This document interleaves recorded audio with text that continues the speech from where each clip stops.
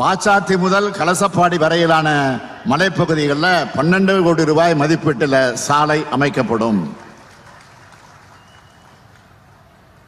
தருமபுரி மாவட்டத்தில் 5 சமுதாய நலக்கூடங்கள் 4 லட்சம் ரூபாய் மதிப்பீட்டில் கட்டப்படும். வாச்சாத்தி கொடுமையை யாரும் மறந்திருக்க மாட்டீங்க. எந்த ஆட்சியிலும் நடந்ததுன்னு உங்களுக்கே தெரியும், அதை மறந்திருக்க மாட்டீங்க. ஆனா பாதிக்கப்பட்ட பழங்குடியின மக்களுக்கு திராவிட மாடல் ஆட்சியில் தான் விடியல் பிறந்திருக்கு. பாதிக்கப்பட்ட 18 நபர்களுக்கு தலா 10 லட்சம் ரூபாய்னு மொத்தமா 1,80,00,000 ரூபாய் நிதி உதவியா வழங்கப்பட்டிருக்கு. மற்ற வேலை வாய்ப்புகளும் விரைவில் வழங்கப்படும். இப்போ கிருஷ்ணகிரி மாவட்டத்துக்கான அறிவிப்புகளை வெளியிடுகிறேன். தொழிலாளர்கள் நிறைஞ்ச ஒசூர் மற்றும் அதை சுற்றி இருக்கக்கூடிய பகுதிகளில் அவங்களுடைய நலனுக்காக நடமாடும் மருத்துவ பிரிவு ஏற்படுத்தப்படும். கிருஷ்ணகிரி மாவட்ட மைய நூலகத்துக்கு 50 லட்சம் ரூபாய் மதிப்பீட்டில் கூடுதல் கட்டடம் கட்ட தரப்படும். தளி ஊராட்சி ஒன்றியத்தில் 10 கிலோமீட்டருக்கு சாலை உட்பட கிருஷ்ணகிரி மாவட்டத்தில் 75 சாலைகள் சுமார் 78 கோடி ரூபாய் மதிப்பீட்டில் மேற்கொள்ளப்படும். 28 கோடி ரூபாய் மதிப்பீட்டில் 92 சாலைகள், 7 கோடி ரூபாய் மதிப்பீட்டில் 28 சிறு பாலங்கள் அமைப்பதற்கான பணிகள் மேற்கொள்ளப்படும். தேன்கனிக்கோட்டை வட்டத்தில் யானை தாக்குதலில் இருந்து மக்களை காப்பாற்ற 10 கிலோமீட்டர் தூரத்துக்கு 3,50,00,000 ரூபாய் செலவில் எஃகு கம்பி கயிறு வேலி அமைக்கப்படும். கிளமங்கலம் அரசு பல் தொழில்நுட்ப கல்லூரி வளாகத்தில் 100 மாணவர்கள் தங்கக்கூடிய வகையில் புதிய பிற்படுத்தப்பட்டோர் நல பல் தொழில்நுட்ப கல்லூரி நுட்ப மாணவர் விடுதி தொடங்கப்படும். கிருஷ்ணகிரி மாவட்டத்தில் 3 சமுதாய நல கூடங்கள் 2,35,00,000 ரூபாய் மதிப்பீட்டில் கட்டப்படும். கிராம பகுதிகளில் 5 துணை சுகாதார மைய கட்டடங்களும், நகர்ப்புறத்தில் 2 துணை சுகாதார மைய கட்டடங்களும் 3,15,00,000 ரூபாய் செலவில் கட்டப்படும். உணிச்செட்டி ஆரம்ப சுகாதார நிலையத்தில் 30 லட்சம் ரூபாய் மதிப்பீட்டில் பழங்குடியினருக்கான புதிய பிறப்பு காத்திருப்பு கூடம் அமைக்கப்படும். கிருஷ்ணகிரி மருத்துவக் கல்லூரியில் சத்துணவு மற்றும் மறுவாழ்வு மையம் 25 லட்சம் ரூபாய் மதிப்பீட்டில் ஏற்படுத்தப்படும். ஊராட்சி ஒன்றியங்களில் 30 பொது விநியோக அங்காடிகள், 28 அங்கன்வாடி மையங்கள் 9,26 லட்சம் ரூபாய் மதிப்பீட்டில் அமைக்கப்படும். வனவிலங்குகளுக்கு தண்ணீர் கிடைக்க 1 கோடி ரூபாய் மதிப்பீட்டில் நீர்நிலைகள் தூர்வாரும் திட்டம் தொடங்கப்படும். அடுத்து சேலம் மாவட்டத்துக்கான அறிவிப்புகளை வெளியிடுகிறான். 210 கிலோமீட்டர் நீளத்தில் 79 கிராம சாலைகள், 21 உயர்மட்ட பாலங்கள், 127 கிலோமீட்டருக்கு 211 ஓரடுக்கு கப்பி சாலைகள், 76 கிலோமீட்டர் நீளத்திற்கு சிமெண்ட் கான்கிரீட் சாலை, 47 கிலோமீட்டர் நீளத்திற்கு ஃபேவர் பிளாக் அமைக்கக்கூடிய பணிகள் ஆகியவை 164 கோடி ரூபாய் மதிப்பீட்டில் மேற்கொள்ளப்படும். செட்டிசாவடி வளாகத்தில் இருக்கிற குப்பைமேடு பயோ மைனிங் அப்புறப்படுத்தக்கூடிய பணிகள் 50 கோடி ரூபாய் மதிப்பீட்டில் மேற்கொள்ளப்படும். நங்கவள்ளி குடிநீர் நீரேற்ற நிலையம் 10 கோடி ரூபாய் மதிப்பீட்டில் மேம்படுத்தப்படும். சேலம் மாவட்டத்தில் 14 சமுதாய நலக்கூடங்கள் 11,46 லட்சம் ரூபாய் மதிப்பீட்டில் கட்டப்படும். சேலம் மாநகராட்சியில் தனி குடிநீர் திட்டத்தின் கீழ் உள்ள மோட்டார் பம்புகள் மற்றும் VFDகளை மறு சீரமைக்கும் பணி 15 கோடி ரூபாய் மதிப்பீட்டில் மேற்கொள்ளப்படும்.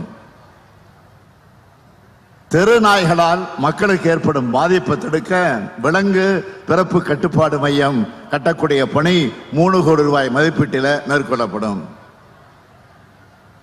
இப்படி எப்போது உங்களுக்காகவே செயல்படுகிற அரசு தான் நம்ம திராவிட மாடல் அரசு. அனைத்து மாவட்டங்களையும் சமமாக மதிச்சு நாம் செயல்படுறோம். ஆனா ஒன்றிய மாநிலங்களையும் மதிக்கணும், வளர்க்கணும். ஆனா இன்றைக்கு ஒன்றியத்தை ஆளுற அரசு அப்படி செயல்படல. மாநிலங்களையே அழிக்க நினைக்குது. மாநிலங்களை அழிக்கிறது மூலமா நம்மோட மொழிய, இனத்தை, பண்பாட்டை அழிக்க பார்க்குது. மாநிலங்களுடைய வளர்ச்சிக்கு மிக மிக முக்கியமானது நிதி. அந்த நிதி ஆதாரத்தை பறிக்குது. மாநில வளர்ச்சிக்கான ஆக்சிஜனை நிறுத்த அந்த சூழ்நிலையை ஏற்படுத்தியிருக்கு. அதை தான் இப்ப செஞ்சுக்கிட்டு இருக்காங்க. மாநிலங்கள் ஒன்றிணைந்தாதான் ஒன்றிய அரசு இதை உணராம செயல்பட்டு இருக்காங்க. தேர்தல் நெருங்கி வருது. பிரதமரும் மாண்புமிகு பிரதமர் அவர்களும் அடிக்கடி சுற்றுப்பயணம் வராரு. இந்த சுற்றுப்பயணங்கள் தமிழ்நாட்டு மக்கள் என்ன நினைக்கிறாங்க? இது வெற்று பயணங்களாகத்தான் பார்க்கிறாங்க. இது சுற்றுப்பயணமாக அவங்க பார்க்கல. இந்த பயணங்களால ஏதாவது வளர்ச்சி திட்டங்கள் இருக்கா? 2019ஆம் ஆண்டு அடிக்கல் நாட்டின மதுரை எய்ம்ஸ் மருத்துவமனைக்கு இப்போதான் கட்டுமான பணியை தொடங்க போறதாக நாடகம் நடத்துறாங்க. தேர்தல் முடிஞ்சதும் நிறுத்திடுவாங்க. தேர்தல் வருதுன்னு சிலிண்டர் விலையை குறைச்ச மாதிரி அறிவிக்கிறார் பிரதமர். 10 ஆண்டுகளா 500 ரூபாய்க்கு மேல உயர்த்திட்டு இப்போ 100 ரூபாய் மட்டும் குறைக்குது. அப்பட்டமான மோசடி வேலை இல்லையா இது? இதை விட மக்களை ஏமாத்துற செயல் இருக்க முடியுமா? சென்னையில் வெள்ளம் வந்தபோது பாதிக்கப்பட்ட மக்களை பார்க்க வராத பிரதமர் மோடி, தூத்துக்குடியில வெள்ளம் வந்த போது பாதிக்கப்பட்ட மக்களை பார்க்க வராத பாரத பிரதமர் மோடி இப்ப மட்டும் அடிக்கடி வரார. என்ன காரணம்? தேர்தல் வரப்போகுது, ஓட்டு கேட்டு தான் வராருன்னு மக்களுக்கே தெரியும். தமிழ்நாட்டு மக்களின் வளர்ச்சி நிதியை கொள்ளையடிக்கிற நான் விட மாட்டேன் அப்படின்னு சொல்லி இருக்கிறார் பிரதமர். தமிழ்நாட்டுக்கு அவர் என்ன வளர்ச்சி நிதியை கொடுத்திருக்கிறாரு? ஜிஎஸ்டி வரி இழப்பீட்டை நிறுத்தினதுனால தமிழ்நாட்டுக்கு சேர வேண்டிய 20,000 ரூபாய் கிடைக்கல. வெள்ள நிவாரணமாக நாம கேட்ட 37,000 கோடியை தரல. மெட்ரோ ரயில் 2ஆம் கட்ட பணிகளுக்கு பணம் தரல, ஒப்புதலும் வழங்கல. பிரதமர் வீடு கட்டும் திட்டத்துக்கு 3/4 பங்கு பணம் தர்றது யாரு? மாநில அரசு தான். வீடுகளுக்கு குடிநீர் இணைப்பு வழங்குகிற ஜல்ஜீவன் திட்டத்துக்கு மாநில அரசின் பங்களிப்பு 50 விழுக்காடு. இதெல்லாம் வச்சு பார்க்கும்போது மாநில அரசிடம் பணம் வாங்கித்தான் தன்னுடைய ஸ்டிக்கர்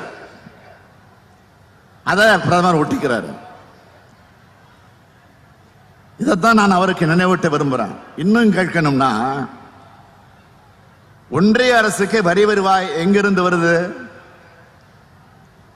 மாநிலங்களுடைய வரியா இருந்தாலும், ஒன்றிய வாரியா இருந்தாலும், மாநிலங்களில் இருக்கிற மக்கள் கொடுக்கிற வரி தான். வெறுங்கையால முழம் போடுறதுன்னு சொல்லுவாங்கல்ல, அது போல தமிழ்நாட்டுக்கு வெறுங்கையால முழம் போட்டுக்கிட்டு இருக்கிறாரு நம்முடைய பாரத பிரதமர் மோடி அவர்கள். தேர்தல் நேரத்தில் மட்டும்தான் பிரதமருக்கு மக்கள் மேல பாசம் பொங்கும். இதை தமிழ்நாட்டு மக்கள் நல்லா உணர்ந்திருக்கிறாங்க. ஆனா நாங்க உங்களோட இருக்கோம், மக்களான நீங்க எங்களோட இருக்கீங்க.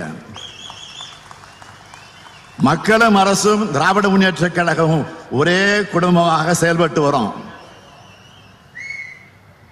இதைத்தான் குடும்ப ஆட்சின்னு விமர்சிக்கிறாங்க.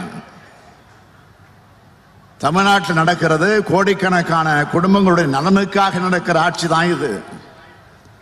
அதனாலதான் உங்க குடும்ப விழாவுக்கு வர்ற மாதிரி நீங்க எல்லாம் இங்க உரிமையோடு வந்திருக்கிறீங்க. இதே உணர்வோடு வளமோடும் நலமோடு வாழ்வோம், தமிழ்நாட்டையும் வாழ வைப்போம், இந்தியாவுக்கும் வழிகாட்டியாக நாம் மாறுவோம். நன்றி, வணக்கம். செய்திகளை உடனுக்குடனும் துல்லியமாகவும் தெரிந்து கொள்ள சப்ஸ்கிரைப் பண்ணுங்க.